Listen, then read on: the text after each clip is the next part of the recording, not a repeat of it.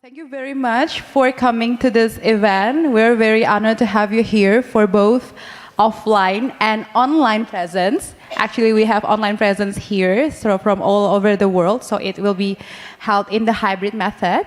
And I would like to first of all welcome everyone to the Disability Fostering Innovation, Awareness and Social Impact in the ASEAN Region event. So my name is Lina Maulidina Sabrina. I'm the Senior Program Officer from Economic Research Institute for ASEAN and East Asia.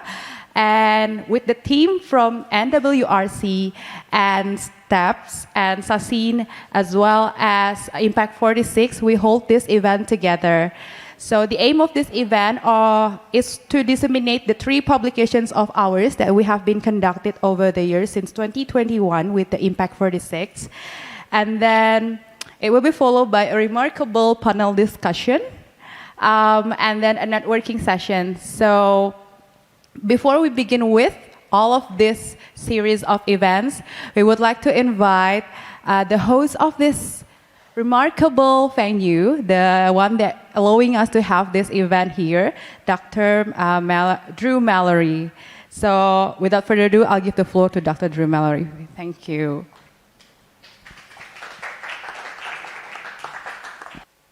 Well, hello to this very intimate group of people gathering here today. Thank you all for coming to Sasin School of Management.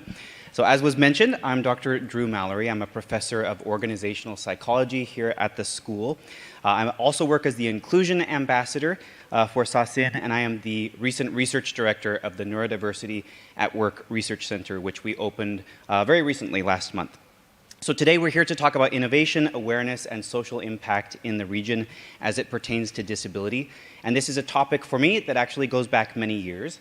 Today I am a PhD organizational psychologist, but I started out many years ago as a social worker, and I had the chance to do an internship when I was a very young one, working with vulnerable populations, including people with disabilities, cognitive delays, and people with autism, which was a great opportunity.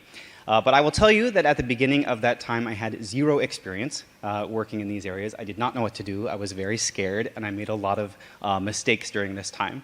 I had very good training. I had very good mentors, and when I asked for help, which I did many, many times, I was able to receive that more often than not. Now, you recognize probably today when that happens, in my field at least, we call that an accommodation. Right? And I was given those every time that I was asked, but not everyone gets that as easily. We should realize today, of course, and most of you in this room do, that we're moving past the outdated model of people being disabled to a model where we understand that environments disable or enable people. And when we create policies and opportunities that open up people to be able to accomplish the best of their abilities through supportive policies, we're able to really transform the environment where people can accomplish whatever they need. So today, I'm not sure how many of you have been here to Sasin before. Have you been here before? I see quite a few of you. Well, let me tell you a little bit about us if you are not completely aware. We are the oldest English-speaking business school here in Thailand. We were established specifically with a focus on sustainability, which makes us unique, I think, throughout the region. This last year, we also made history by becoming the first higher education institution in Thailand and one of the first in Southeast Asia to have a comprehensive inclusion policy. Now, why did we do this? As a business school, our focus is on creating future business leaders, and we want those leaders to create sustainable and inclusive businesses. Businesses that focus on accommodation, that focus on inclusion, and that allow people to work and thrive with whatever they bring into the environment. Our opening of the Neurodiversity at Work Research Center, which focuses on an employment ecosystem for people with neurocognitive differences in Asia, is one way that we're hoping to move Sasin forward and one way that we're hoping to help create more inclusive businesses throughout the region. So we are studying families, employees, employers, and of course people with neurocognitive differences throughout the region. Thank you. Yeah, we get to see a little preview of some of the families that we've spoken with to find out what their experiences are with their children, for instance. You can see here some of our families as they've gone through vocational training opportunities, as they've connected with employers, and as they have seen their children transform. And one of the early findings, of course, that we are discovering, as I'm sure most of you are aware of already, is that as the young person or as the adult is learning more and upskilling themselves, getting the opportunity to work, it transforms the entire family, which is really what we're hoping to do here in Thailand. So for this event, I do want to thank ERIA, which is one of our founding partners for the center, for their support of our mission, their commitment to advocating for research in the space of neurodiversity, disability, and inclusion, and partnering with us on the center's agenda, but also on this event. So thank you very much for making this possible and coming here to support us today. We're looking forward to more partnerships and more collaborations, not just with ERIA, but with others as well. So as you listen today, think about what you're learning, think about what you're applying, but also think about who you can speak to and keep in contact with and the connections that you can make. So we're happy to speak with you as representatives of Sasin. If you have questions about the work and the research that we're doing, or if you'd like to connect more with others here who have attended today. As we listen to the papers, we want to just again express appreciation to everyone who's contributed to the research and the findings today. Thank you to all of you for coming, and we are looking forward to speaking with you more at the conclusion of the event. Thank you.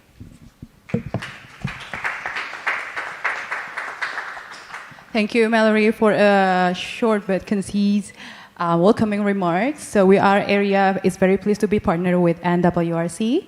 And to give the remarks first, we have the Director of Strategy of Partnership from ERIA, Dr. Julia Ajmoni Marsand. So I'll give the floor to you, Julia.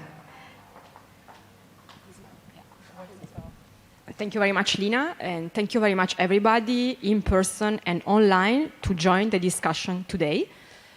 As Lina mentioned, I'm Julia from ERIA, the Economic Research Institute for ASEAN and East Asia. Probably some of you are not fully familiar with us. We're an international organization with 16 member countries, the membership, the so-called ASEAN +6. We are based in Jakarta, where the ASEAN Secretariat is located, and that is because our mandate is to support the process of economic integration at ASEAN level. We work very closely with the ASEAN Secretariat, but also every year we work closely with the ASEAN Chair. We worked a lot in Cambodia last year to support the chairmanship. We are doing the same this year in Indonesia, and that's what we do. We are also increasingly working at global level. We had the pleasure to support Indonesia through the G20 process last year, and we are very much working also with India this year for G20, including on inclusive entrepreneurship issues. What Drew just mentioned is very, very much relevant also for some of our global work. I will be very brief. I think it's time to, after the welcoming remarks, to go straight into the conversation and the discussion. We are here, of course, to let you know about what we have been doing together with Impact 46 on disability, entrepreneurship, and innovation. But we also want to very much learn from you through the panel discussion, through the interactive conversation after the panel discussion, and also very much with all of you who are connecting online. Please remember to be very active, ask us questions, and give us your comments. And that is because often, for organizations working on economic development, it's not so obvious to look at inclusion and disability issues. That's what we are learning, and we are also learning that there's a long way to go, and we still need to learn a lot. Often, the issue of disability is somehow confined to social inclusion, social development, but we think that there's a lot of potential to work on economic development and inclusions by understanding how we can provide better economic inclusion for people with disabilities. So we are here today not only to present, but also to learn and listen from what you have to say. And again, I mean, what Sasin is doing is fantastic, connecting entrepreneurship with the issue of disability inclusion. We hope this can be just, the first collaboration of many. Thank you once again. I think I'm going to stop here. Well, the last thing I need to mention, we have our cheerleader here on the disability issue, Tanti, who came from Jakarta, where we are based. We also need to very much acknowledge the fact that we are doing this work because one of our member countries, Australia, is pushing us to work on these issues. And I think that was very interesting for us because it was not something that we would have chosen or thought about from the very beginning. but it's really allowing us to think and learn a lot about how disability inclusion can be a driver for better economic inclusion in ASEAN. So thank you, Tanti, for being here, and thanks to Mariam, I think, for being connected with us from Australia. I'll stop here. Yeah. So if you want to give applause, yeah, you can feel free to do so. Thank you so much. So like Julia mentions, over the years, actually, Australia has been the main supporter for us to foster the issues of GETC, gender equality, disability, social inclusions. And thanks to the defense support, we are here to work together with the NWRC as well to foster the inclusions for people or persons with disabilities. And today, we are honored to have an online participation of Mariam Diakite, the first Secretary of Australian Missions to ASEAN. Mariam, can you hear me? Yes, I can. Can you hear me? Yeah, we can see you here. Nice with the Australian background. So without further ado, I will give the floor to you. So over to you, Mariam. Thank you. Thank you very much. And I am actually very jealous that I could not join you in person. I only just arrived in Jakarta last week. So it's lovely meeting you virtually. So good afternoon and welcome to all panelists, distinguished guests, ladies and gentlemen. On behalf of the Australian government, my name is Mariam Jakite, First Secretary Economics at the Australian Mission to ASEAN. It is a pleasure to be joining you to discuss this very important topic, so disability, fostering innovation, awareness, and social impact in the ASEAN region. I would like to extend particular thanks to the ERIA team and partners in producing several disability reports, including Inclusive Education ASEAN, authored by Rubina Singh, Social Enterprises and Disability by Nicola Cruster and Alison Sanders, and Technology and Disability by Ashleen Cashmore and Nicola Cruster. Your participation in this discussion today is significant and greatly appreciated, provides an opportunity, an important platform for us to discuss the reports impacting on persons with disabilities across the ASEAN region. As you're aware, on the 29th of November 2022, the Australian Minister for International Development and the Pacific announced that a new international disability inclusion strategy would be developed. This would outline Australia's commitment to promote and protect the human rights of persons with disabilities across Australia's international engagement, including in our foreign policy, human rights, development cooperation, and humanitarian action. As with previous strategies, the new strategy would be underpinned by a core principle of supporting active and central role for persons with disability. Until the new strategy is finalized, hopefully soon, Australia will continue to deliver the development for all strategy, which remains relevant. The Australian government also continues to promote gender equality, disability, and social inclusion through its foreign economic and development policies. Commencing in the 2022-2023 financial years, the government will provide an additional $470 million in Australian dollars, to be specific, in overseas development assistance to Southeast Asia over 4 years. A component of this funding would support gender equality, disability, and social inclusion programs. This funding is part of Australia's larger contribution to disability inclusive activities provided through bilateral and global programs. Importantly, this sets a stage for the value the Australian government places on inclusive bilateral and global programs. I, as representing the Australian Mission to ASEAN, am honored to participate and provide remarks at today's event, reflecting on the reports developed by our partners. Inclusive Education in ASEAN report not only covers the current practices of inclusive education, but also provides cross-cutting recommendations to be implemented across ASEAN and East Asia. Social Enterprises and Disability Report summarizes the key findings and provides policy recommendations for relevant stakeholders to contribute to a fuller inclusive socio-economic development in ASEAN. And finally, Technology and Disability Report recommends action required from multiple stakeholders across the ASEAN region to fully utilize digitalization to help realize the potential technology brings to improving the lives of persons with disability. Today's session provides another opportunity to highlight good practices, raise awareness, and foster partnerships among stakeholders through fostering inclusion and economic empowerment of persons with disabilities in the ASEAN region. Despite actions and commitments to improve inclusivity, significant barriers remain for the inclusion of over 690 million persons with disability in the Asia-Pacific region. The COVID-19 pandemic disproportionately impacted persons with disabilities. It created, as you're aware, additional structural barriers and social impediments.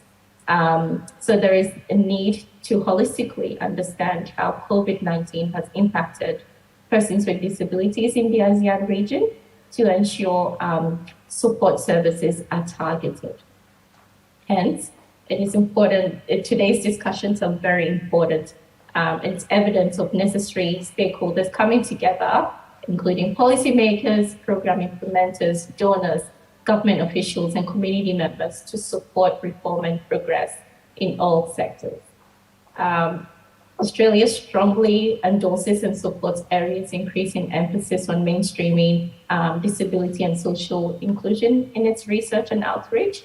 These are not niche issues, and I commend ERIA for shining a spotlight on social inclusion matters that are essential to ensuring ASEAN region's equitable recovery, particularly as we move towards a post-pandemic world. Importantly, to enact change in this space, work must be taken forward, not just by governments, but also by academia, the civil society, and the private sector, who all play critical roles in supporting disability inclusion and provide equitable social opportunities for persons with disability. Australia's partnership with ERIA provides a platform to achieve this. We will continue to ensure our research and analysis provides valuable lessons learned to improve and implement inclusive development and policy practices. Before I conclude, I wanted to take the opportunity to commend the authors of this report for shining a light on these matters and for providing recommendations for policymakers and community leaders to take forward. I would also like to thank the ERIA team for hosting a hybrid event, which I am pleased to be which Australia is pleased to be supporting, and I am pleased to be joining. I wish all participants online and in person a productive discussion, and I look forward to working with my colleagues in this field to progress outcomes from today that support persons with disability to be heard and effectively engaged in the ASEAN region. So thank you for having me, and I look forward to listening into the discussions.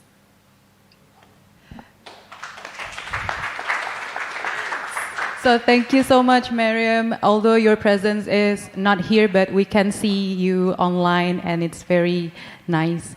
So as you said, we are trying to promote this inclusions towards the region, but and then if you see on the TV right side, we have some sign language interpreters that's indicating that we would like to have this event very inclusive and not exclusive.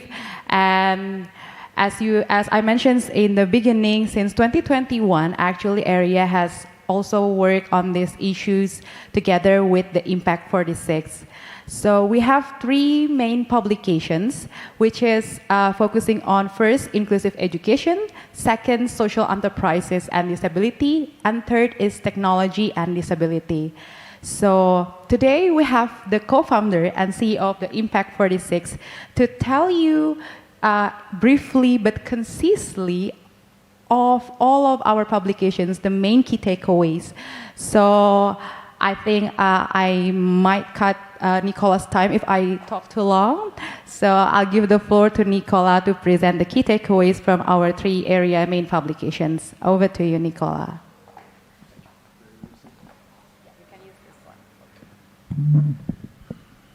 Okay, thank you. I think there's a clicker here as well. Thanks a lot. So I have this task of presenting 3 reports in 10 minutes. I'll do my best.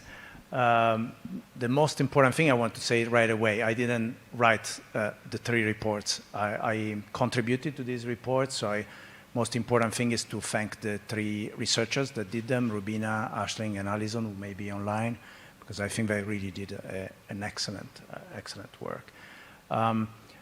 Rather than going through these reports, which you can read online, and I don't think there's a point in doing that, I would just like to share quite simply the 3 main things that I have learned doing this work. Important to mention is that for a very long time, I had no interest in this topic. I feel a little ashamed to say it, but I worked in the development sector all my life. I never focused on disability for a very long time. Some of you know that I was, at some point I was in New York as head of policy at the United Nations, and I had the task for 3.5 years to help put together the Sustainable Development Goals. And I remember very well that we spent, especially the first year, we spent an entire year trying to think, okay, what are the most important topics on this planet? And I do not remember once raising or thinking that disability should be one of those topics. So when I think back at those times, after having done this work, I realize to what extent we were missing such an important point. So,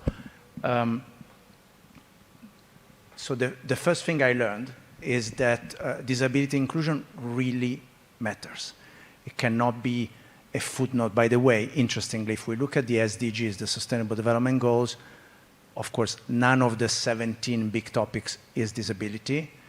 Disability is very often mentioned, I think in 5 or 6, some experts here can correct me, 5 or 6 SDGs mention disability, but it's the classic thing that you add at the end of the sentence, including women and people with disability.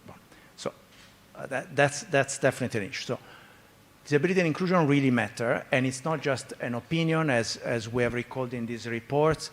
The data is absolutely there to confirm it, and particularly when we look at this region. So we're talking about 690 million people in the Asia-Pacific region live with disability or with different abilities, as another very important expression that I've learned during this work, physical or intellectual. We are talking about roughly one out of 6 people in the Asia-Pacific region, or 15% of the world population. So quantitatively, we cannot ignore the topic. In the publication, we talk a lot about education, so about children. In the region, we're talking about more than 43 million children with different abilities. Many of these kids don't go to school. These publications try to explain the different obstacles that people with different abilities face in this region in terms of access to education, to jobs, and very often to basic rights and protection. And I know that there are a couple of NGOs here or online that are not focused on disability, but that work with vulnerable populations, and they know very well what we're talking about. The point that I personally really thought was interesting in doing this research is that people like me were thinking of disability, of the topic, as a topic that has to do with problems or challenges. And I believe we were overlooking what I think is the most interesting part, which is the unexploited potential. So perhaps because my background is as an economist, and now when I think disability or people with different ability, now I think of it as unexploited potential. So meaning an incredible potential in this region in particular that is now unexploited. And this is, I think, well explained in the reports. The second point that I want to share with you, and there is a lot of information across these 3 reports, is that we found solutions actually exist. So the quantity and quality of innovation across this region in terms of how to foster the inclusion of people with different abilities is there. It's just unbelievable how many good examples of good practices we could find. In particular, you will find in this publication 3 very interesting areas, very important areas, I believe. We talk a lot about inclusive education, and I have learned this interesting process of basically thinking, how do you go from exclusion to segregation to integration to inclusion. So these very important different steps. We talk a lot about the inclusive workplace and the barriers that exist that are both physical and cultural. We talk a lot about digital inclusion, and so the opportunities that technology offer to accelerate inclusion, but also some risks and some pitfalls that can come with technology in this region. A point that I found fascinating in doing this work with my colleagues was really the discovery of the role that social enterprises play in fostering innovation on this topic. Social enterprises are very often overlooked, not only in the Asia-Pacific region, all over the world. We were just discussing with Julia, actually, that when you in the UN circles, we both come from the OECD, these big intergovernmental organizations. It's incredible how there is still this idea that most innovation would come from the private sector or maybe from government, while we see that social enterprises today are really an incredible source for social innovation. And I want to mention a few examples. One, of course, that I cannot be here without mentioning is STEPS. I think that Thailand is very lucky to have an enterprise like STEPS. That for me is a continuous discovery. You will hear more from Max in shortly, but focus on neurodivergent young people, an incredible cradle of innovation. I think from education to vocational training, coffee shops, and more recently strategic consulting. I think STEPS is one of those incredible stories of courage, of entrepreneurship, of innovation, of impact. So that's a very good example, and it is in Thailand. In Thailand, we discovered the Vulcan Coalition for this. I didn't know this company, very interesting, originating from two people, one being an expert on artificial intelligence, one on autism, that come together, that find solutions to leverage actually the enhanced cognitive abilities of people with different abilities. Successful business, 9 out of 10 employees are people with different abilities. These examples exist and they are successful. We looked across the region, and again, it's incredible what's out there. I mean, in Vietnam, we found virtual AHAN and enabled code that focus on basically on digital jobs for people with different abilities. Kerjabilitas in Indonesia, working on basically on job matching platform. We found some innovations that maybe people would dislike, that sound a little bit crazy, like this avatar robot cafe in Japan, where I don't know if everyone here is familiar with these models, where you get into a coffee place and there's basically a robot that is coming to attend you, and that robot actually offers the possibility to a person that cannot move, that is physically blocked somewhere, to actually operate and work as if the person was in the working environment. We found Ability Works in Australia, super interesting, but it's not just about technology or restaurants or coffee shops. In this case, for instance, it's very interesting pilot that we found there, I believe powered by Amazon, where they use the Oculus system to train people with different abilities, and in this case to do welding or work with metal. Packaging, very successful company as well.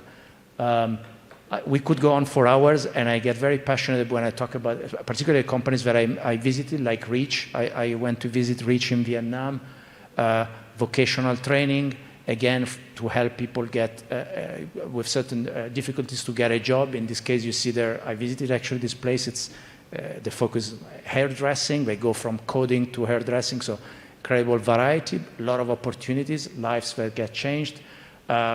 Project Dignity here, they created the concept, interesting, of Dignity Kitchen. Alina, actually a different model. In this case, is affordable eye care to avoid preventable blindness in Vietnam as well. Organization that I love, Epic Arts in Cambodia.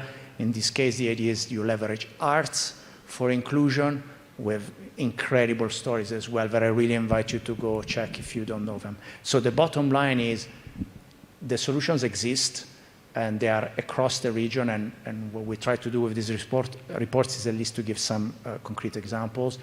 This takes me to the third, perhaps most important point. The only problem with these solutions is that they are still not able to solve the problem at scale, so they need to be accompanied. In my opinion, when we look at this example of social enterprises did what they were supposed to do: take risks, pilot, innovate, find new solutions. It is not necessarily their responsibility to scale these solutions, especially in very large countries. They need to be supported with that. And basically what we try to explain in these reports is that there are these three categories of key players that have the power to scale inclusion. First, we talk about philanthropists and impact investors. It's interesting because this is the category that I know pretty well, because Impact 46, we work with many of those. It's a category that has a lot of power because a lot of money and a lot of flexibility, but incredibly siloed. Again, I mean, today there are very few philanthropists or impact investors that focus on disability. Why? Because they consider it outside of their thematic focuses. So what we need to do there is really a work of awareness to help them understand that, for instance, if your foundation focuses on education or on healthcare, then yes, disability and inclusion are part of what you do. It's not something separate. So very important to work with them. There are good examples that we found as well, like for instance, the Disability Impact Fund that we visited that does impact investments exclusively in this area. Corporates, of course, you will hear much more from the panel today. A lot of work obviously to be done here in terms of promoting inclusive workplace, equal pay, accessibility, meaning physical, office, transportation, etc. But I would say first and foremost, change of mindset towards people with different abilities. And interestingly, we found a lot of research, perhaps recent, but I think compelling, that shows the very significant advantage in terms of economic performance of companies that are inclusive compared to companies that are not. So a clear economic advantage. So it's not just the right thing to do, it's the smart thing to do to be inclusive. I believe you will hear more about IKEA, Microsoft Asia, some very interesting examples. Last but not least, governments. Of course, governments need to take their responsibilities. We found good practices, of course, across the region. I think of the enabling master plan for inclusion in Singapore. We looked at the Indonesia plan for inclusive education. A lot of good practices, but still a lot of work to do. Absolutely a lot of work to do. Lack of data, just a few points that I want to highlight here. Not enough data. This is government responsibility to collect relevant data on these topics. They need to review laws, and very importantly, they need to properly apply laws that foster inclusion. So I would say that in a nutshell, this is what I learned and that I wanted to share with you. So disability and inclusion really matter, and matter for everyone. The solutions, very interesting solutions, are emerging from across the region, and I believe that now governments and private sector must step up to scale impact. Thank you for your attention.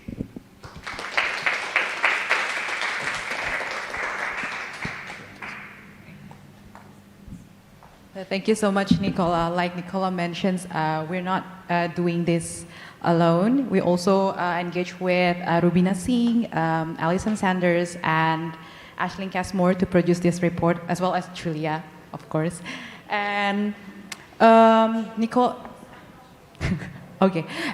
also mentions in the last slide that the key takeaways is, of course, the collaborations. So without further ado, I would like to invite the next speakers, because we are going to the panel discussion session where we're gonna invite the CEO of STEPS, Max Simpson, to go into this panel discussions. For Max Simpson, maybe you wanna start first here? Okay. And then we would like to invite Dr. Samart Ratana Sakorn to the floor as well.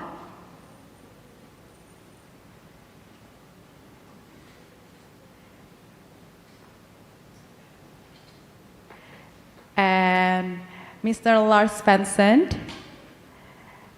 And the last but not least, Dr. Darren Chua.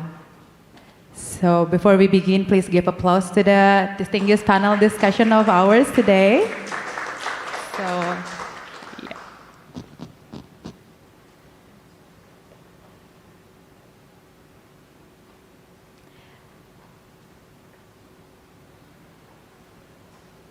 I have double role here today because I'm gonna be the MC and moderator. So please don't get boring with me. So yeah.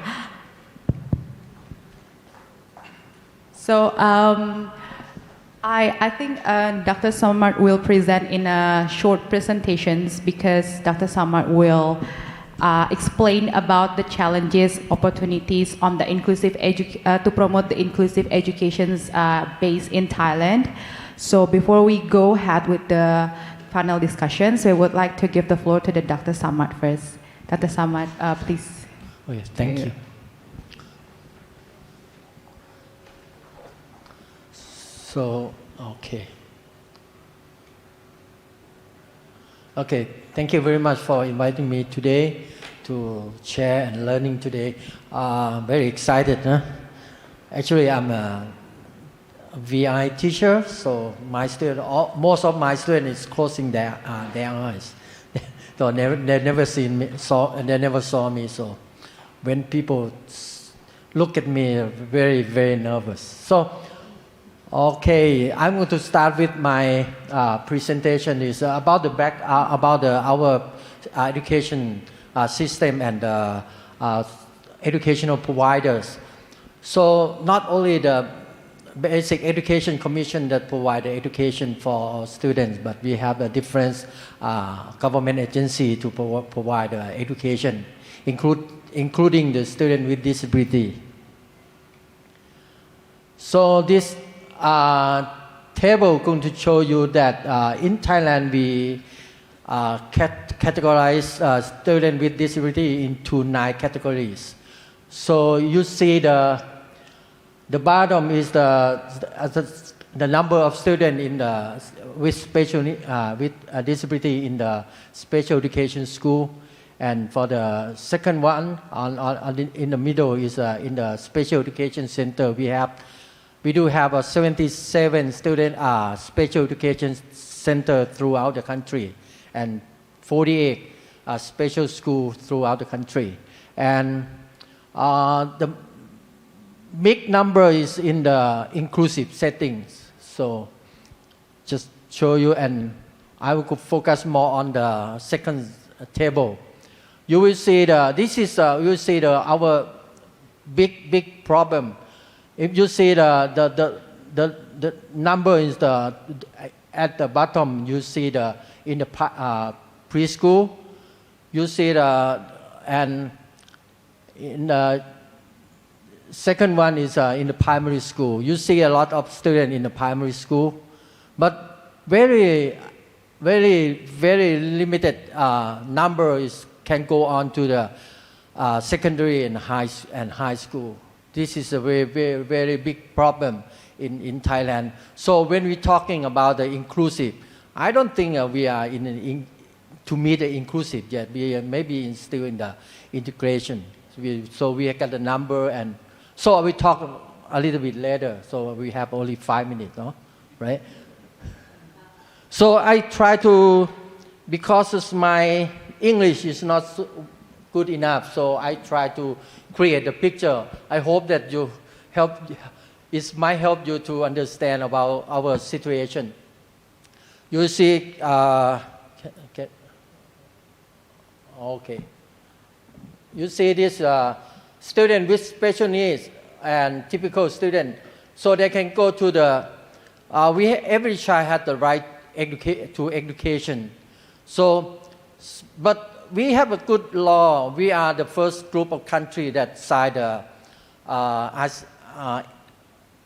Convention Right of the Person with Disability. So some students that drop, they cannot go in cannot enter to the education because attitude. We have a big barrier, like an attitude, like a mindset of the people, stakeholders, and the knowledge and skill, especially in the low expectation of all stakeholders. Even though their parents they have a very low expectation on their child.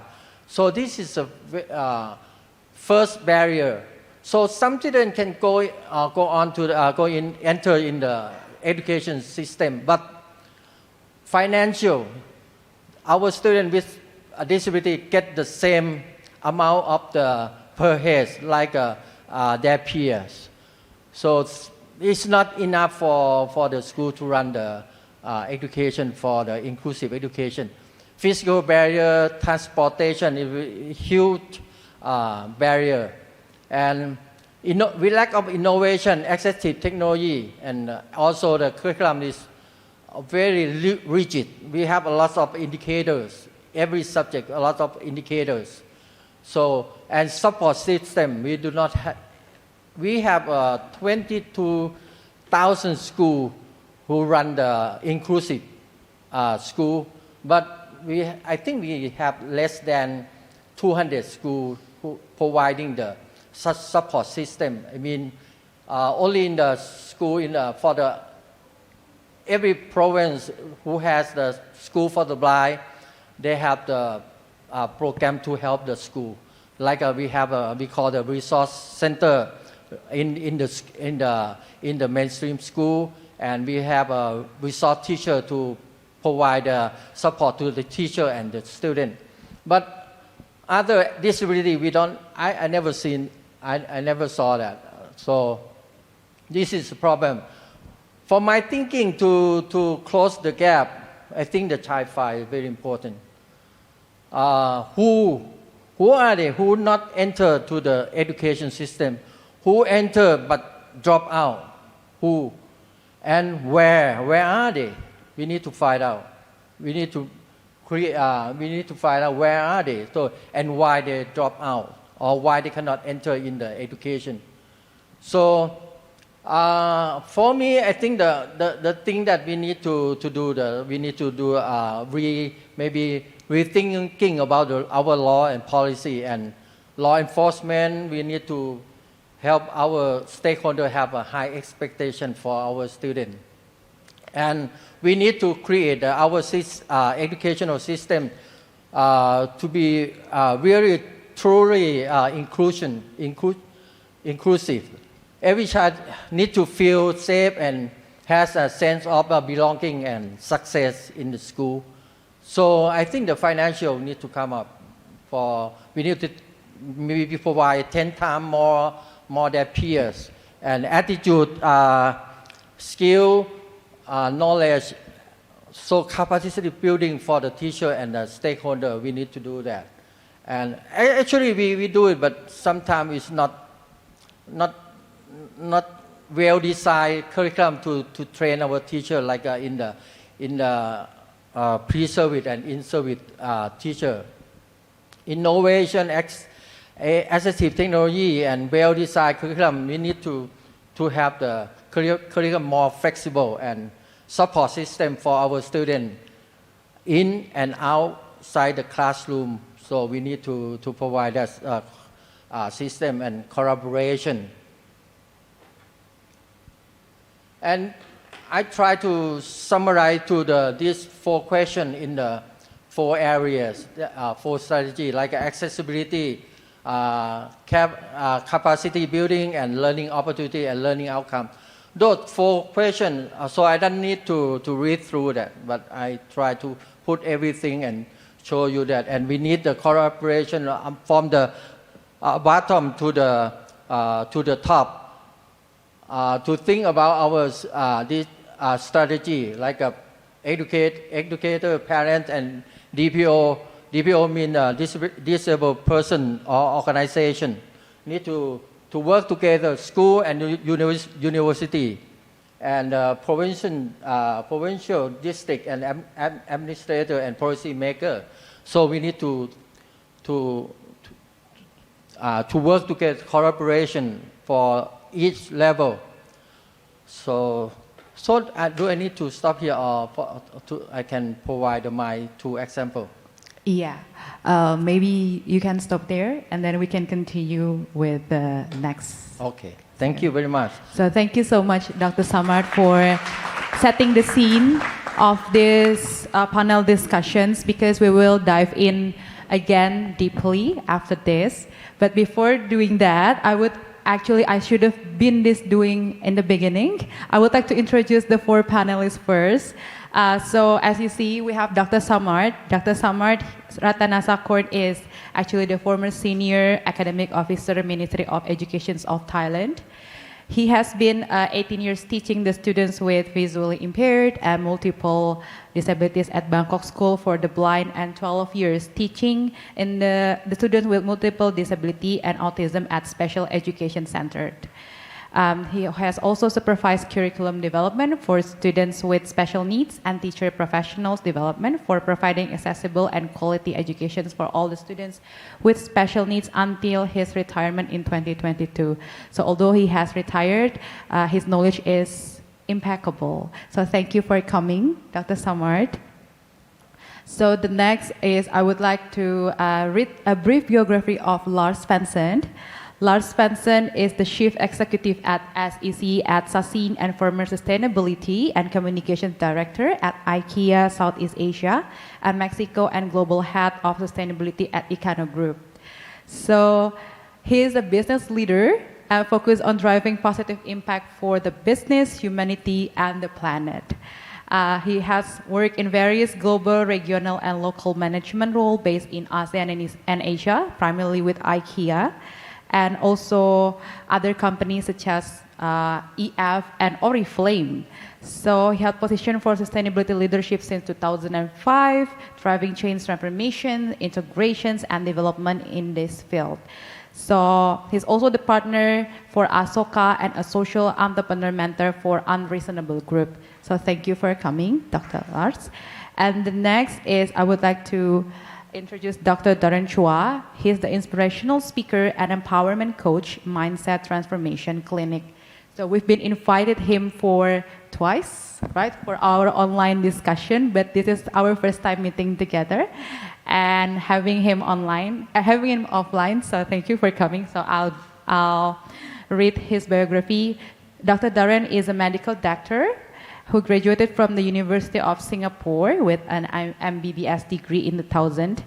However, due to fatal stroke, it left him half paralyzed. But look at him right now. He has the Mindset Transformation Clinic in Singapore and has won gold for Singapore in wheelchair table tennis at the 2015 ASEAN Games and completed a full Spartan race. So thank you for coming, Dr. Darren Chua, from Flyway directly from Singapore. So the last but not least, the one who also drives the force through this event is Max Simpson. So maybe all of you have known him and known her. So Max Simpson is founder and CEO of Steps with Tira Thailand. So she's been working with neurodivergent community for over 15 years. And then successfully module 11 inclusive and sustainable social inclusive business, including coffee shop, bakeries, eco shops, and business service centers. And then was also the 50 young leaders shaping Asia's future. So thank you for coming to this panel discussions. So maybe after the Dr. Samart presentations, he mentions that the basic barriers actually isn't within attitude for the person with disabilities to participate in these social activities. So maybe I would like to address the first question first to the Dr. Darren Chua, because over the years in our panel discussion, you always mention that disability is only in the mind, right? So how could we break the barriers of that mentioned by Dr. Samart? How do we change the attitudes and mindset, of course? So I'll give the floor to you. Hi. First off, I just want to thank ERIA for introducing me, as well as for inviting me to this event, as well as just want to say hi to all my panelists. So I train and I teach a lot on mindset transformation, mindset coaching. And a lot of times when people talk about mindset, they always think that mindset is about positive thinking, But actually, mindset is more than that. Mindset is more than just positive thinking. It's not more than just attitudes. Mindset, if you look at it from a idea, it's actually made up of 5 different steps. The first thing that we really have to talk about when it comes to mindset is really about the things that we are thinking about. What exactly are you thinking about? And when it comes to thinking, it is really about both beliefs as well as our attitudes. And before we start even about thinking, many people, when it comes to thinking, there are actually 2 types of thinking. We either think about things reactively or we think about things reflectively, right? And whenever you think about things reactively, you will never actually get the correct answer. It is only when you spend time and you reflect about situations, that is where the correct answer usually comes to mind, right? So the first thing is really about the correct way of thinking.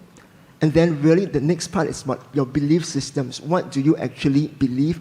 What are your value system? Because it is from your thoughts that ultimately will sink into your mind and sink into your heart. And that ultimately develops your belief system.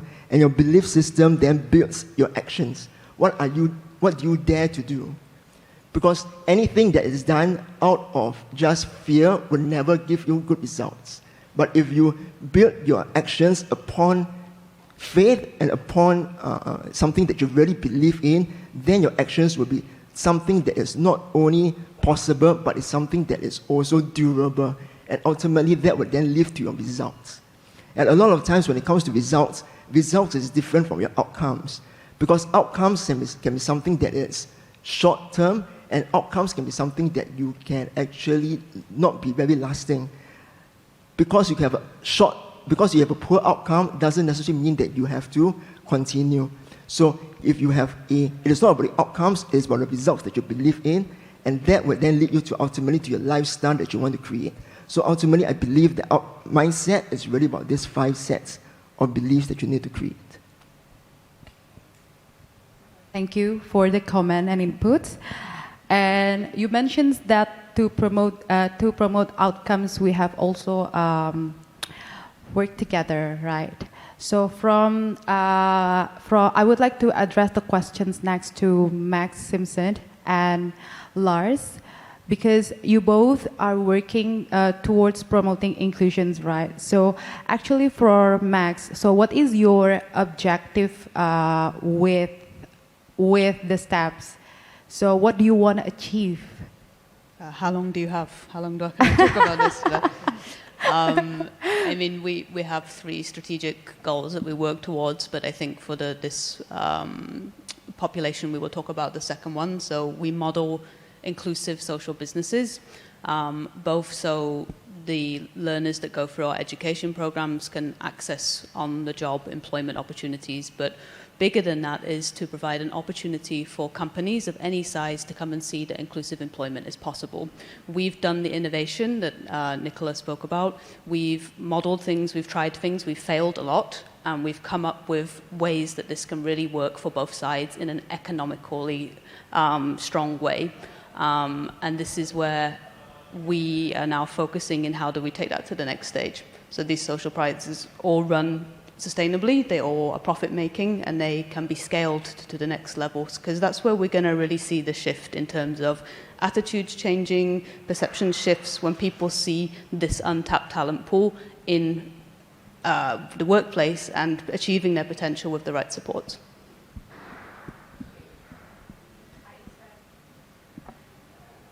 I expect more long answers, actually. You want me to keep going? I'm kidding. So that's the perspective from social enterprises. So I would like to listen to the perspective from private sectors. So Lars, you've been working a lot at the private sector perspective. So would you please comment on that, how the role of private sectors to promote the inclusions for persons with disabilities? Okay, thank you. And just a starting point, and I think, Max, you can be a witness to that. This is very much a learning journey. And it's really about collaborating and have an open mind to starting off with. And IKEA, if I represent IKEA, even though it was a couple of years I stopped working there, but seek inspiration from a lot of different stakeholders outside of the organization as well. And I think one example in Thailand, one social enterprise we're working with has been the Bamboo School run by Michai, and to see how they work from the inclusive perspective in securing then paperless kids, so kids without means, to access education. But they go beyond that. They've also included children, enable an environment so you have children with disabilities being able also to access the same education and the same models to do. That's been a great source of inspiration, that if social enterprise can do it on that level, then what wouldn't a large corporation like IKEA do? And I got a lot of notes to make sure I didn't miss anything about it, but the fact is that IKEA as a company and a private sector is also engaging directly with the public and the consumers. So an important part of the buildings and where we meet our customers, we need to have an enabled environment, an environment that enables people to access our products and also the workplace. So that's a starting point with all the stores, offices that's being built, that starting that as a ground point with whether it's wheelchair accessibility or when it comes to the toilets or wide enough aisles in the stores that the customers can work with. And another part is that the vision of IKEA is to create a better everyday life for the many people through its products. So that means the products and that we offer can also be inclusive in its thinking and its design. So we have a particular range that is called Omtänksam, which means caring, basically.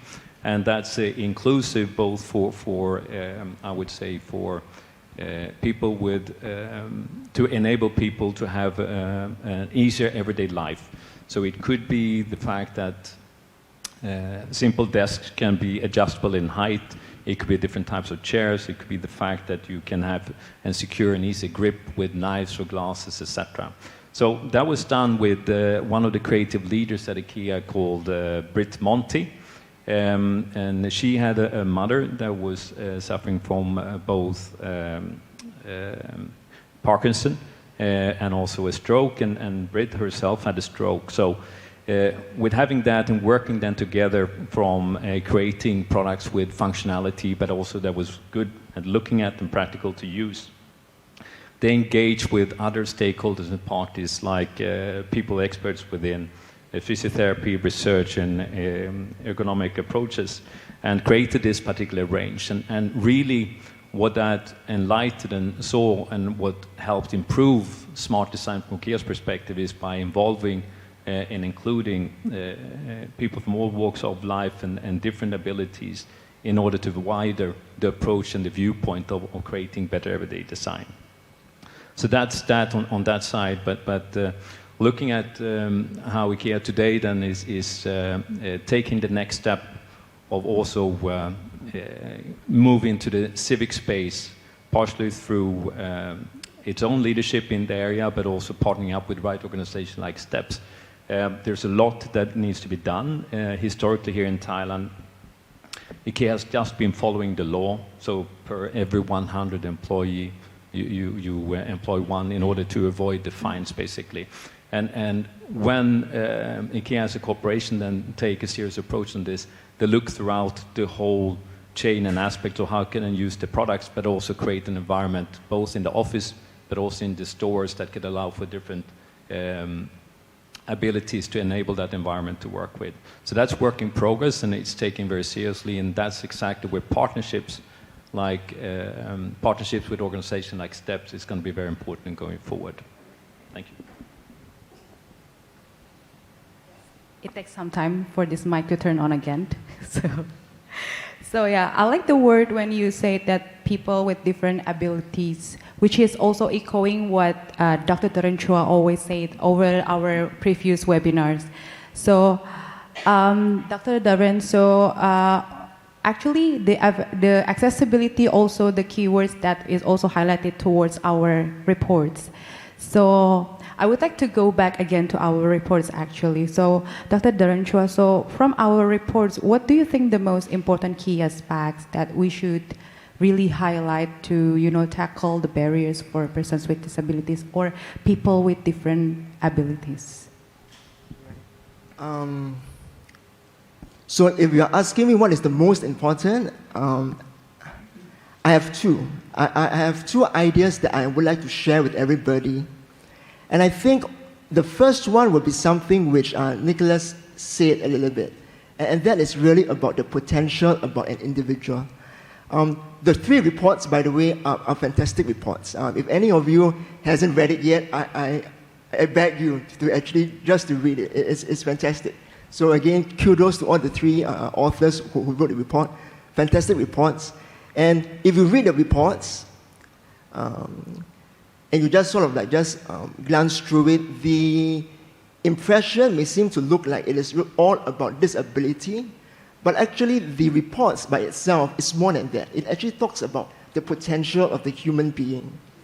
All three reports talk about the potential of the human being, and when we look at that mindset, if we look at that report from the angle, you realize that actually it is not about what the person cannot do because of his disability, but it is what the person can still do despite of his disability, which is why I always believe that it is always about disability is never about what is it that we cannot do, it is always about what is it that we can still do. So it is not about disability, it is about what you can still do. So potential, right? Potential is one thing. The other thing which I want to talk about is really about productivity. Because ultimately, I think the reason why we have these reports is to really to show that despite the fact that you have impairments, there are still things that you can still do with your body to make sure that you are still productive. And I think the reports are very good in showing that, what to do, the recommendations as to how to do it. But I think one thing that the report doesn't show enough is that it doesn't ask the question, why? Why should a person with disability, like myself, go about having the trouble to actually should I say, make my life difficult in trying to be employed? Because really, if I'm disabled, sometimes it's actually more easier for me to just be, in a way, taken care by my helper, taken care by a caregiver, be taken care by my family member. And I think a lot of Singaporeans, at least from my experience, a lot of our people in Singapore do that because they find it simpler. And sometimes, right, we have to ask the question, why do people want to take the trouble to actually to go about and find employment? And I think we need to ask this question and tell the people that ultimately it is not about employment, it is about fulfilling the potential, and also ultimately to realize that we all are here on earth because of purpose. We are all here because we are all built for a purpose, and we have to still find a purpose despite and in spite of whatever disability that you have. So which is why I've always said it is never about disability, but it's always about people with different abilities. Thank you.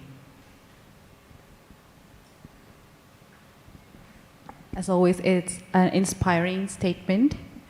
And you all mentioned the unlocking the human potentials, and that's also the linking for persons with disabilities towards the better employment. So actually, that's also part of STEPS does, right? To linking the employment for the persons with disabilities. So when you set up STEPS, the social enterprises in the Bangkok, what are the advice that you want to share with the audiences online and offline when set up this and then grow bigger until you establish the NWRC, which is area camp? So do you have some advice, tips to be shared? Yeah, good plug for the NWRC as well, thank you. I think when we started out, our mission was very much focused on inclusion, and inclusion is a very broad concept and it means different things to different people. We knew what we wanted to do then, but I don't think we had a clear vision on what we would become almost 10 years later. So it was very, very important in the early days, even though we were, of course, understaffed and underfunded, to network. because whilst we thought we knew who our stakeholders were, your stakeholders evolve over time, and partnerships allows you the opportunity to transform into areas that you didn't expect to do, like opening a research center, even though it was a barrier that we came across often, where there was just a lack of data around neurodiversity, a lack of data around inclusion. No models of inclusion exist in Thailand. We didn't know that that's something that we would be able to change because we were in our first year of being a social enterprise, which wasn't even a recognized status here in Thailand at the time. So all the networking, all the hours of going out and talking to different stakeholder groups that you maybe didn't think were your stakeholders at the time did become our stakeholders eventually. So I think the underlying message is to get out there and talk to as many people as possible, because as we saw in some of the slides earlier, disability impacts 15% of the population. It can happen to anybody at any time. And the responsibilities are of multiple stakeholders to change that. So we have to come together and not silo ourselves off as NGOs or governments or employers. We have to work together because this is a global issue. And to do that, sometimes it has to come from the SE to provide the platform for others to come forward. And I think that's what makes social enterprise unique, is because we are not dependent on funding. We are able to be economically sustainable, and it takes away some of the uncomfortableness that comes around when all corporates think you are asking for is money, which we are not. We are asking for opportunity to interact and engage and learn from you and learn from us and create truly inclusive workplaces which need to be built together. I am not an expert in understanding corporate culture, nor do I want to be. I find it very uncomfortable to be in corporate setting, but I know how to help you make your setting inclusive, and you know how to make your employees interact and engage with that. So partnerships, networking, these are the underlying things that I think as a social entrepreneur, who I think I felt like I was having an early midlife crisis when I started, has realized it was worthwhile and that it's now paying off hugely that we can launch something as significant as the research center. True. I think that's normal when we set up everything from the very first beginning. We find the hurdles, but you managed to tackle it until now. So congratulations on that. And you mentioned that we should work together. Public-private partnerships also important. So I would like to address the next questions to Lars, actually, because you've been working at the public and then private sectors from corporate sectors. So how does actually the public-private partnerships contribute to tackle these issues? Yeah, I think we bring different parts to the table, and that partnership is going to be key if you want to really understand both sides from it and work together forward on it. So the public-private partnership, it's not only in this particular area, because it can have to do with working closer together with other social enterprises linked to the supply chain. It could be how you're looking at ensuring then that your environmental impact or your community engagements are taking place. So I think it's not maybe necessarily just public-private, it's partnership period. That is the dimension where you come together and can learn from each other and drive issues forward. And by connecting different stakeholders, you also create a larger impact just by sheer mathematics and the networks that you bring together. So if you look in this particular sphere where, if we go beyond the key and now look at Sasin, just like Dr. Drew was pointing out here in the beginning, mentioned it really well, the center has been set up here, and also looking at the training center as being here and the research that being done. This is one area where the academic part can partially contribute, lead, but also lead through practicing.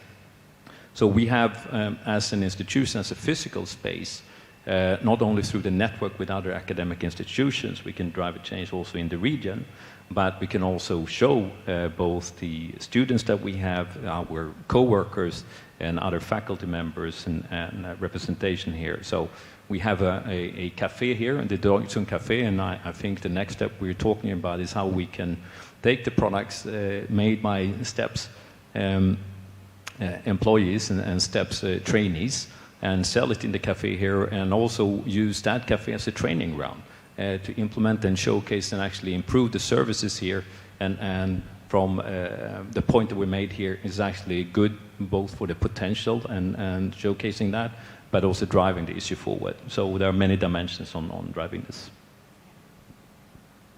Yeah, thank you.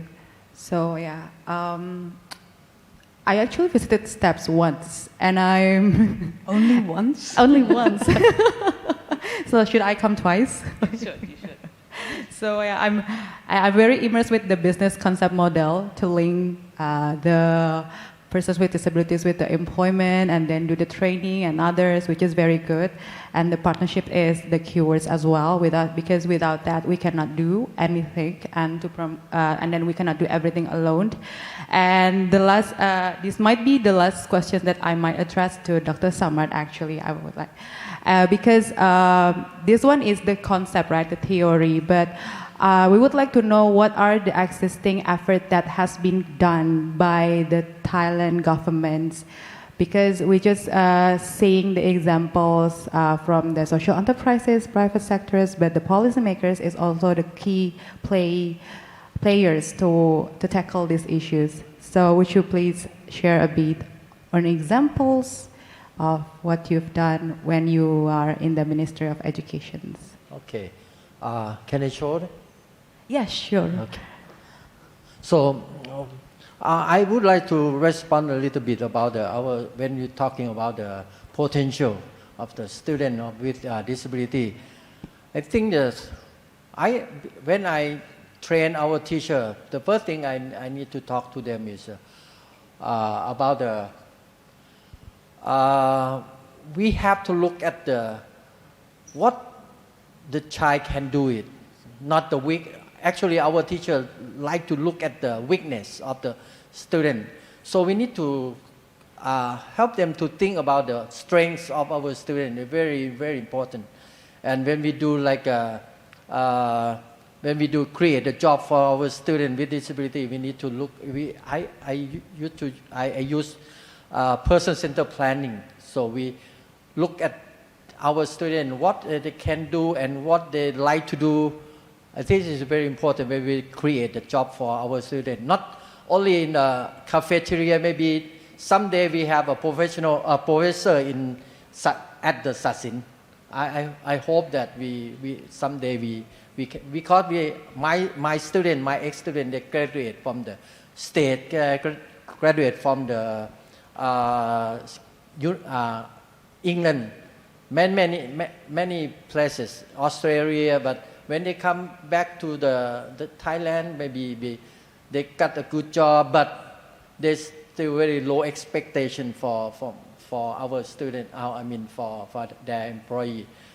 Sometimes they give them, the blind person need to work on the paper like everybody. So they need to look at what is the best of them, that they can, what is the best, what is strength, and I think it's very, very important when we look at for our students. So for myself, our government done many things, a lot of training, a lot of the many things. I cannot say everything, but I initiate the national conference on the special education.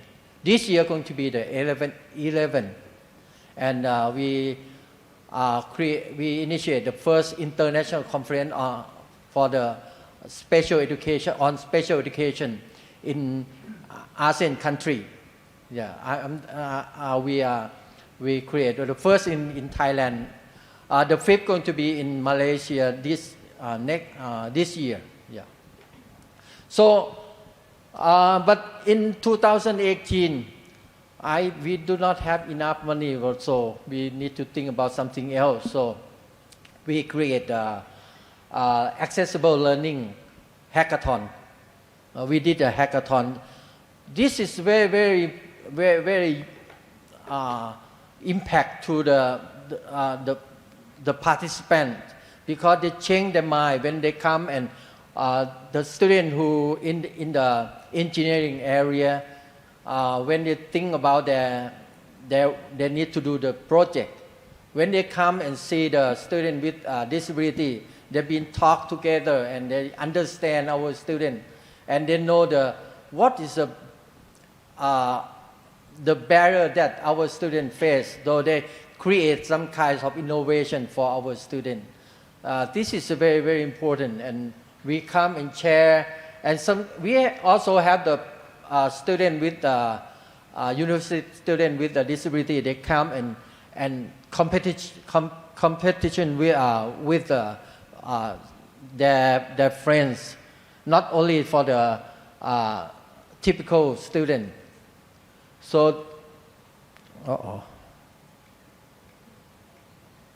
So this is our objective. So I don't want to read through that, but this is very, very, very, very useful when I think this is the first hackathon in our country. So when like Chulalongkorn University, they have the computer and science and engineering. They come and help us to create, and we work with the UNESCO and Microsoft. They support us for free, and we got students from for the engineering area and come together and share and create innovation for our students.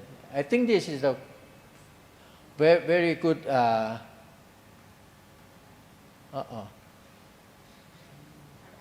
Okay, my mistake. The second one is we create we call the project called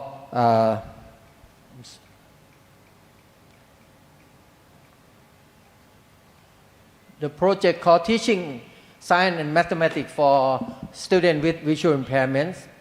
Before that, when the student come to the math or science class, they just stay quiet in the classroom. They cannot participate in the classroom. So we've been thinking about, about that, and then we create this project. So the main objective to increase involvement of students with visual impairment in the mathematics and science, and we try to enhance the teacher to be able to deliver the learning to our students with mathematics and science for our students with visual impairment. So, okay, sorry. I just let me tell you the very, very important story. When we come up in an activity, so we train our teacher how to teach students with visual impairment mathematics and science. So we help them to create learning material. And before when we start at the first day, everybody said that we should put the student with visual impairment in the special school, because in the special school we have the teacher, we have the material that meet the student needs. After 2 days, they said that when we create the learning materials for science and mathematics, this material can be used for the typical student as well, because when we make like a 3Ds or something can touch and they can see, can make our students understand it. From that time, our students be accepted, students with visual impairment in the mainstream school.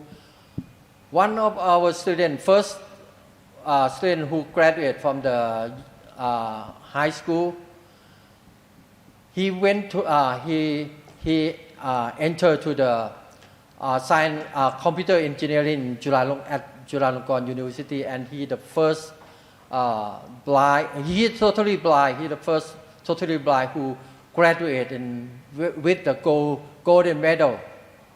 We call it เกียรตินิยม, right? We're very successful for our project. So from now we have more students with visual impairment. They can go and they're happy in the mathematics class and science class. So this is very important when we want to change their mindset. We need to help them to understand what our student can do. Not look at the weakness, look at our strength, and they can do something. Okay, thank you very much.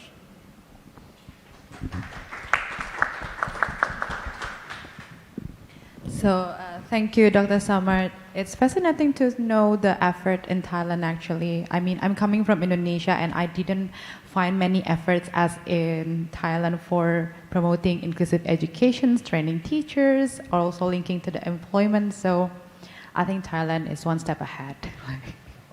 So we come to the question and answer session. So if anyone would like to ask to these panelists, I would like to give the floor to all of you.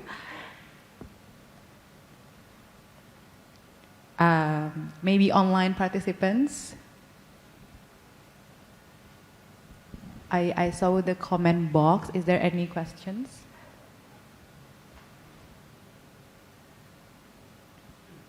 Yes, please. Sure. Several slides. I should. I'm curious about the statistic that was presented. I think Nicola presented that, as I understand it, employing people who are disabled resulted in a 28% increase in productivity, and according to a study.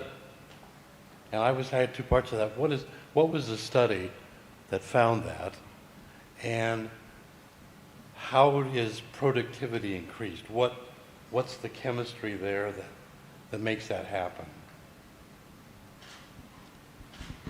It's an ESCAP study, so we quote the study. I'm sorry, what was the study?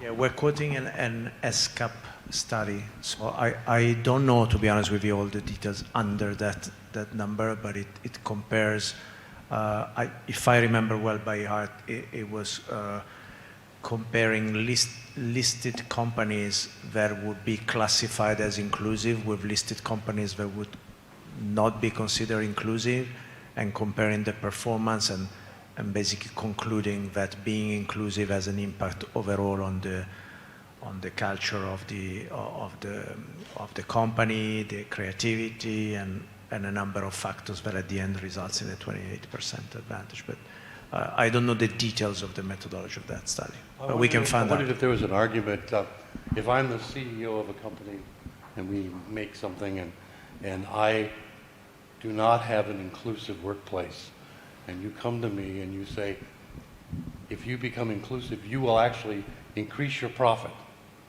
And I want to know how. How is that going to happen? I can help with that if that's okay. Yeah, it's an open question. We talk a lot about the social return on investment and return on investment too for companies who look at inclusion, and inclusion is an ecosystem, as Lars mentioned. So for some companies that is about supply chain, but for others that's about direct employment. There's lots of studies, not from this region yet, which is why the research center exists, that demonstrates that not only productivity, but attrition rates, innovation, and many other areas increase over time because your stakeholders value that in your work. So whether that's your employees or your customers or your other stakeholders, by seeing that you are embracing this as a concept internally, gives you a longer term return on investment. You won't see an immediate return, but you will see it over a longer term. And there's lots and lots of studies that have quoted that and compared different sort of rates. The one from SCAP is just one, but there are multiple at this stage. And it's really proving to be successful. Not big companies like IKEA are seeing it, but we see lots in the tech industry too, where we have sort of Microsoft, IBM have got a very successful neurodiversity at work program, and they're really reporting on the sort of long-term benefits they see from doing that.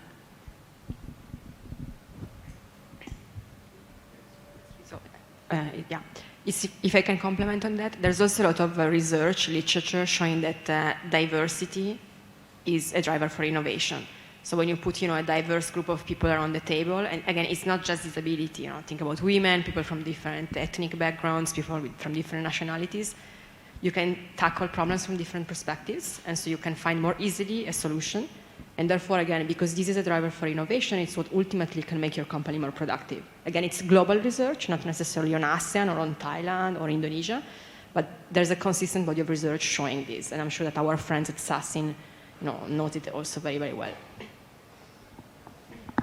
We talk a lot about diversity of thought being a value to companies now. And when we are working with any size company, we look at the concept of future-proofing your business. And if you're not leading in terms of DEI and putting those strategies and policies in place, then you'll be left behind in the next 5 to 10 years in this region, because we've seen that pattern and that path happen in other regions around the world. As an example, I mentioned the dimension about smart design and what it meant, and having a diverse approach and looking at it from multiple sides, improve the overall design, and by improving the design, you broaden your customer base and also strengthen innovation. So from that perspective, it's also contributing. If I can just jump in, anecdotally, right? I am someone with stroke. If you give me your employment, I will guarantee you I will work for you 1.5 times or even 2 times harder. That is just, as someone who is a person with different abilities, I mean, that would be my gratitude back to you. I mean, this is again, and a doctor, right? But this is how we would think. Yeah. So you're in now, right? You're going to do it. Okay, I would like to give the floor to other questions. Thanks. My name's Eddie I'm representing kind of a personal perspective as well as a business perspective. So I'm from a company called IFS here in Thailand, and we've got about 30,000 staff in total. So we're a big organisation. And I take the point that Lars has made, that a lot of the time we're fulfilling government quotas. And it's a tick box exercise, everyone's happy, but no one actually follows that through to see whether there are actually people sitting doing that kind of work that are being paid for. So that's a challenge for business, and it's a challenge for government as well to try and follow that through. That's the first thing. Sorry, I might have several points. The other one was COVID. COVID was obviously a massive impact in the entire world. But I'm always looking at opportunities for these things. There's always opportunities to improve the way we do things when these major disasters happen in the world.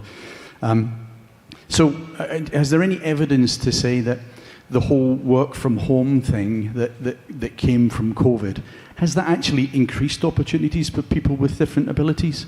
In other words, is there more opportunities for people who are perhaps mobility impaired to actually be employed to do sort of higher level works? Is there any studies, or is there anything being started with that post-COVID? What we've seen is it's sort of a double-edged sword. Whilst, yes, it can offer new opportunities for people who perhaps mobility-wise would find it very difficult to travel, or would find being in the workplace very stressful or overwhelming.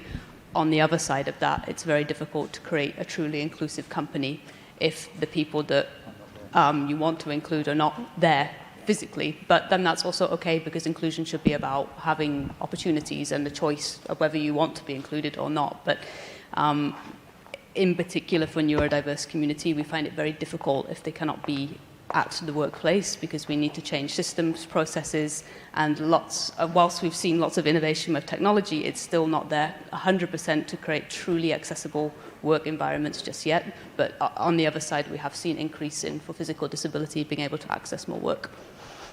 I can add to that during COVID, and it forced companies to review how we're doing operation and looking at other opportunities and other angles on it. So ASEAN and IKEA, for example, went against several of their truth and their internal laws of what you can do and you cannot do. So that opened up the discussion for possibilities that has then been carried on afterwards to take a fresh perspective and looking at solutions that are possible to do and still driving that. But to the point, what you're saying also, an important aspect and double-edged sword, but if you find ways of accommodating your workplace to ensure that you find those solutions in combination with, technology, then you really can make progress, and that has happened, I think, in many cases.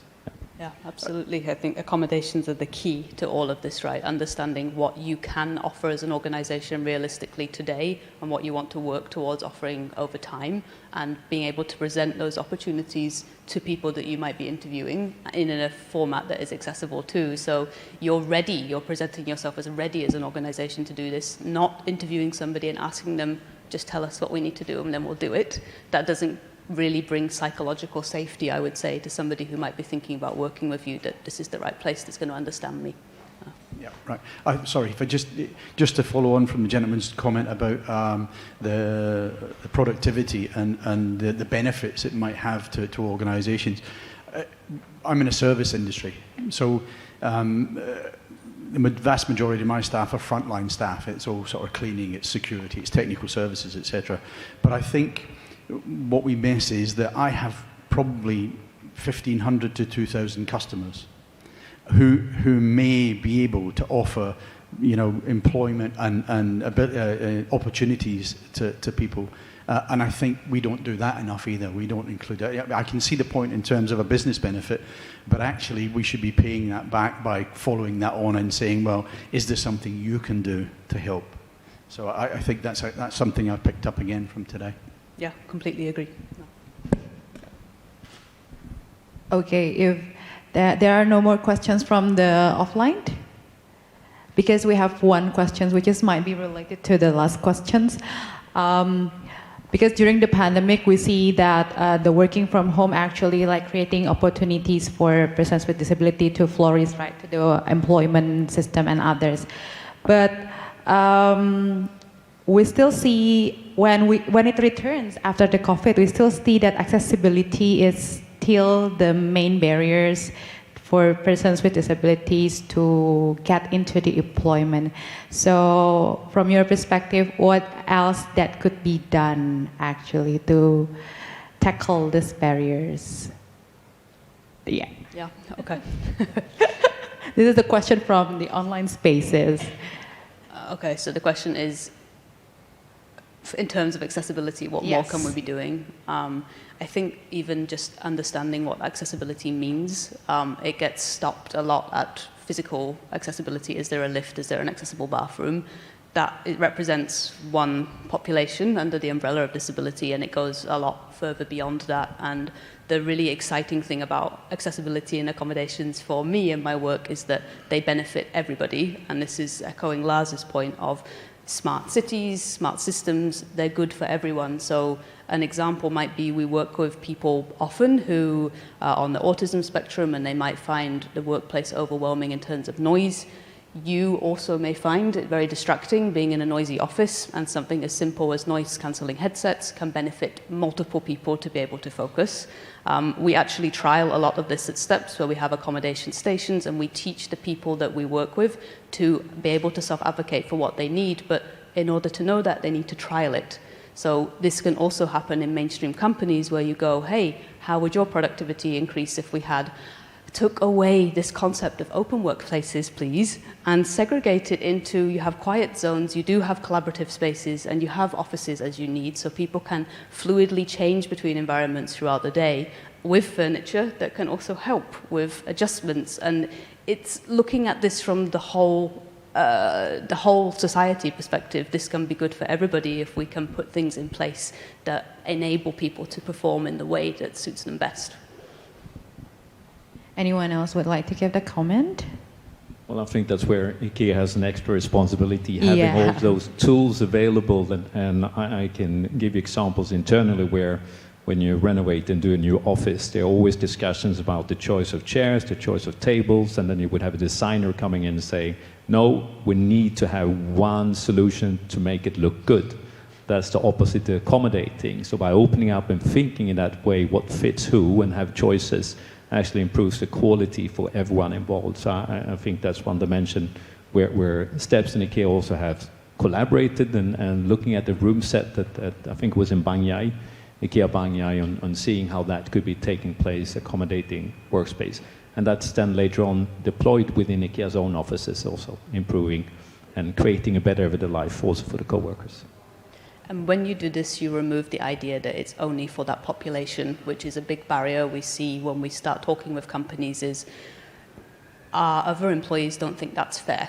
It's not equitable, or actually the whole point of equity is people get what they need, but there's a barrier in the terms of the understanding and the attitudes that when you see somebody with an accommodation like different work hours or work from home or other people don't like it, but if these things and policies are made inclusive for everybody, then you remove that barrier and make the workspace work for everybody.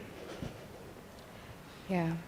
So in order to make it inclusive, we cannot like just do one single effort, right? That's why NWRC actually also exists to surface, to make these collaborations happen and promoting the inclusive workforce and others. So I think this is the end of our panel discussions, because we would like to extend the time for the networking sessions and enjoy the food that we have served outside this hall actually. So thank you so much Max, Dr. Samart, Lars and Dr. Darren Chua for a very insightful panel discussions, as well as the offline participations who has been listening and active engagement from the very beginning. We would like to thank you to all of you, the online participants as well, and to the team that has helped this event happens. Of course, to Mallory, to Fang, and other Sasin members and staff members who have come to this event. So thank you so much. And maybe we would like to take photo together to capture this moment and close this event perfectly, because we have this photographer stand by. Yeah, and give applause for all of the panel discussions. So thank you so much.